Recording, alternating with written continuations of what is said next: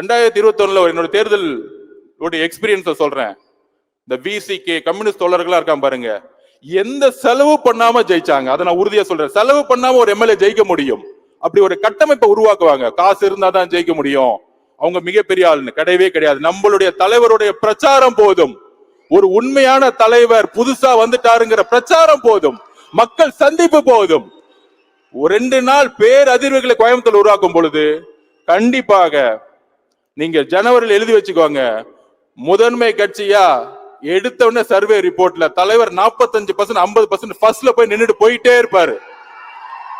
நம்மளுடைய குறிக்கோள் என்னன்னா, எதையும் கடக்காம ஒரே குறிக்கோள், ஒரே ஸ்ட்ரெயிட் ஃபார்வர்ட். 100 மீட்டர்ஸ்ல உசேன் போல்ட் ஒரு ட்ராக் எடுத்த எப்படி நம்ம ரேஸ்ல அடிப்போமோ, பின்னாடி இருக்கிறவன், சைடுல இருக்கிறவன், முன்னாடி இருக்கிறவன், மத்தவங்க 72 வயசு ஆயிடுச்சு, ஓடவே முடியாது. நம்ம தலைவர் ஓட ஆரம்பிச்சாரு, முடிச்சிட்டு போயிட்டே இருப்பாரு.